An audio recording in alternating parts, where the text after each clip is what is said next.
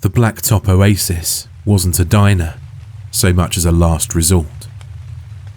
It was a long silver tube, marooned in an ocean of asphalt and pine trees, 100 miles from the nearest town.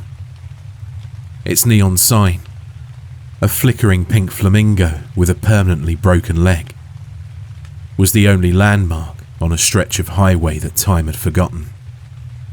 This was where I, Liam, had washed up, desperate for a job that paid in cash, and didn't ask about the semester I'd just spectacularly failed.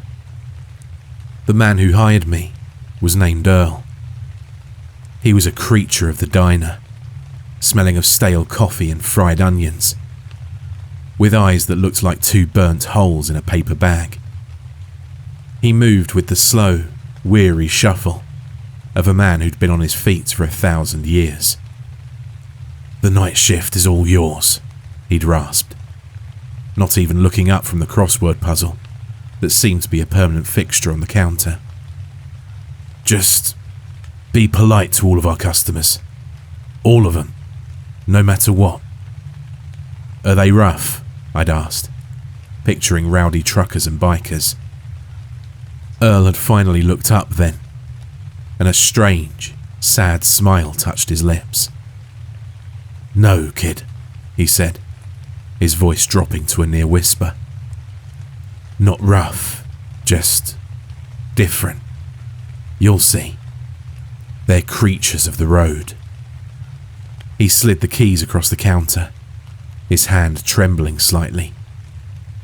"Don't let the quiet fool you. This place is never really empty." My first few nights were a study in profound loneliness. The only sounds were the hum of the ancient refrigerator and the mournful whistle of the wind outside. I'd read paperbacks until the words blurred, tracing the cracks in the red vinyl of the booths. I was beginning to think that Earl was just a lonely old man prone to dramatics. Then, on the third night, the bell above the door chimed, a sharp, incongruous sound in the heavy silence. She was the first, a woman who looked like she'd stepped out of a faded photograph from the 1940s. She wore a simple, floral print dress and a string of pearls, her hair perfectly coiffed. She sat at the counter, her posture ramrod straight, and folded her gloved hands.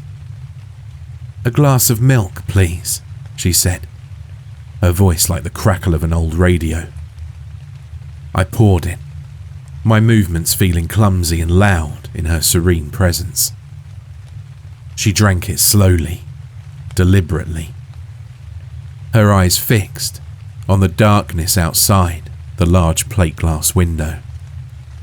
When she was finished, she opened her small clutch purse and placed her payment on the counter. It wasn't a coin or a bill. It was a stone, perfectly smooth and black as pitch, cool to the touch. "What's this?" I asked, confused. "Payment," she said simply, her gaze still fixed on the window. "The road provides, and the road remembers." She stood, smoothed her dress, and walked out. I watched her go, but there was no car in the parking lot. She just walked to the edge of the asphalt and seemed to dissolve into the wall of pine trees, like a phantom melting into the fog. I kept the stone, unsure of what else to do. It felt heavy in my pocket, heavy with a history I couldn't comprehend. She was the beginning. Soon, I came to recognize the regulars, the strange constellations that orbited the blacktop oasis in the dead of night. There was the salesman. He always appeared just after 2 a.m, dressed in a pinstripe suit so sharp it looked like it could cut you. He carried a worn leather briefcase and sat in the corner booth. He never ordered food, only a black coffee that he never touched. Every night, he'd try to sell me something. "Good evening, my boy," he'd say, his smile a rictus of practiced charm. "Tonight, I have a very special offer. A jar of genuine, captured silence, sourced from the moment just before a scream. Another night, it was a minute of yesterday, barely used.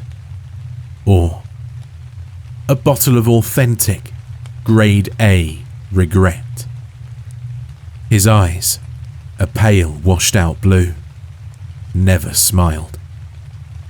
They were cold, calculating, and utterly devoid of light. I always politely declined, and he would just nod, snap his briefcase shut, and vanish back into the night, leaving his full cup of coffee steaming on the table. Then there was the couple. They'd arrive around 3 a.m. A young man and woman who looked like they just stepped out of a high school prom from the 1950s. He wore a Letterman jacket, she a poodle skirt. They'd slide into the same booth every time and just stare at each other. They never spoke. They never touched. They would just gaze into each other's eyes with an intensity that was both heartbreaking and deeply unsettling. I'd serve them the 2 cherry colas they never ordered, but always paid for with a pristine $1 bill from 1956. Their food, if I made it, would sit untouched, growing cold between them. 2 ghosts locked in an eternal, silent moment. The nights began to wear on me. The profound isolation was replaced by a creeping dread. I started to understand what Earl meant. The diner wasn't empty. It was haunted by the echoes of people who were no longer people. They were stories, fragments of moments left behind on this lonely stretch of road. One Tuesday, a new customer appeared. The air grew cold a full minute before the bell chimed. A semi-truck, a massive, rust-eaten behemoth, had pulled into the lot, its engine making no sound at all. The man who stepped out was built on the same scale as the truck. He was enormous, a mountain of flannel and denim, with a thick, tangled beard and eyes that were lost in the shadows of his brow. He sat at the counter, the stool groaning in protest. "Steak," he grunted, his voice a low rumble that seemed to shake the very foundations of the diner. "Bloody." My hands trembled as I threw the slab of meat on the grill. The sizzle was deafening in the otherwise silent room. I cooked it rare, the centre a deep, raw red, and served it to him. He didn't thank me. He just picked up the steak knife and fork, tools that looked like children's toys in his massive fists, and cut into the meat. I watched, mesmerised. There was no blood. It seemed that now, the inside of the steak wasn't pink or red. It was a strange, fibrous grey, like old rope or dried out wood. The trucker didn't seem to notice, or if he did, he didn't care. He sawed off a piece and chewed it with a slow, grinding motion, his gaze fixed on me. He ate the entire thing, every last grey, stringy bite. When he was finished, he stood, left a crumpled 20 on the counter, and walked out. As his truck pulled away, again in perfect silence, I went to clear his plate. The steak knife was bent into a perfect, tight spiral. The metal twisted as if by some impossible force. I started losing track of time. Days bled into nights.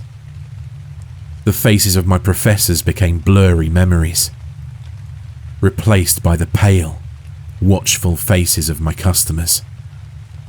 I was becoming a creature of the diner myself. I felt older, wearier. My reflection in the polished chrome of the coffee machine began to look more and more like Earl. The climax came during a thunderstorm that seemed to want to tear the world apart. Rain hammered against the roof, and lightning bleached the world white for seconds at a time. The diner felt like a tiny, fragile raft in a raging black sea. It was just after midnight when the bell chimed over the roar of the storm. A family of 4 stood there, dripping on the tiles. A mother, a father, and 2 small children, a boy and a girl. They looked normal, almost painfully so. A family whose car had broken down, seeking shelter. "Table for 4, please," the father said, his smile warm and reassuring. I led them to a booth, a sense of relief washing over me. Normal people, a normal family. I took their order, burgers, fries, milkshakes, and went to work at the grill. The familiar routine a comfort against the raging storm outside. But as I served them, the illusion of normalcy began to crack. Their clothes, I realized, were perfectly dry. Not a single drop of rain clung to their hair or jackets. The children, who looked no older than 7 or 8, sat perfectly still, their hands folded in their laps. They didn't fidget or whine.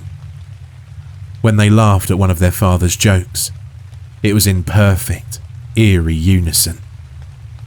A sound that held no joy, only a hollow echo. The father caught me staring. His smile widened. "Something wrong, son?" "No, sir," I stammered. "Just a long night."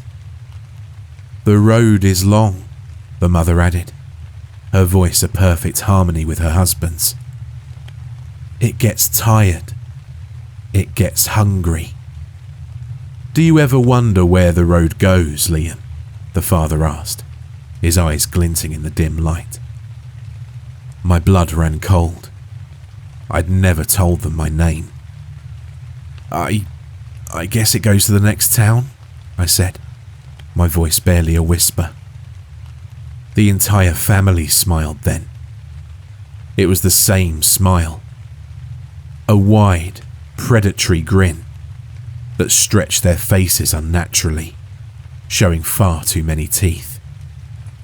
"Oh no," the 2 children chirped in their flawless, soulless unison. "The road doesn't go anywhere." "The road brings," the mother finished. "This isn't a stop on the road, dear. This is a stop for the road. A place for it to leave its memories. A place for it to feed." As they spoke, their forms began to shimmer, the edges blurring like a poorly tuned television. The cozy family image dissolved before my eyes, replaced by something ancient and terrifying. "We are the story of the family who never made it home from vacation," the father thing said, his voice now a chorus of wind and screeching tires. "Lost in a storm, just like this one." I stumbled back, my mind reeling. I looked around the diner, and for the first time, I saw it for what it was. The salesman wasn't a man. He was the lingering ghost of a desperate deal made at a crossroads. A soul traded for fleeting success. The silent couple was the endless echo of a tragic car crash. Two lovers killed on prom night, forever trapped in their final moment. The trucker was the physical embodiment of 1,000,000 lonely, sleepless miles. The crushing weight of the endless highway given form. The woman with the stone was the first traveller to die on this stretch of land, centuries ago. Her memory, the oldest and deepest. They weren't customers. They were memories. They were the stories the road told itself to keep from going mad with loneliness.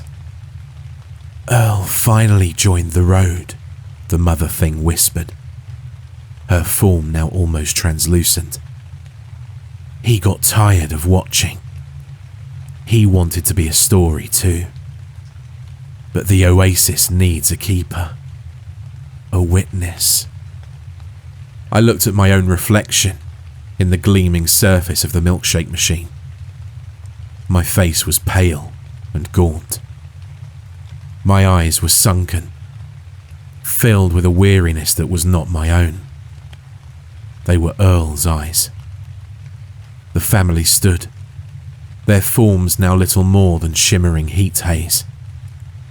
The road is hungry, Liam, the father thing boomed, the sound of a distant car horn in its voice. And the oasis must provide. They faded completely, leaving behind 4 plates of untouched food. The storm outside died down as suddenly as it began. The crushing silence that rushed back was heavier than ever before. I stood there for what felt like an eternity, the truth of the place settling over me like a shroud. I knew now. I wasn't an employee. I was a component, a tool, a necessary part of a machine I could never understand. The bell above the door chimed, a sound that now made my soul ache. A young man, no older than I'd been when I first walked in, stood on the threshold.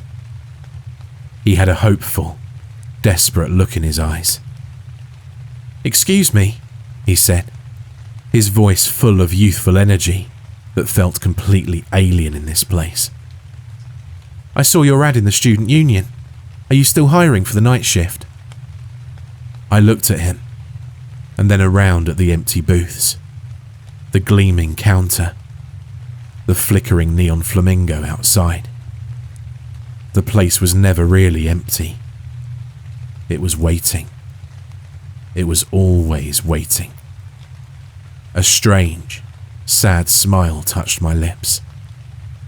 "The night shift is all yours," I heard myself say, my voice a gravelly rasp I didn't recognize as my own. "Just be polite to the customers. All of them." The cycle had to continue. The road was long, and the oasis needed its keeper.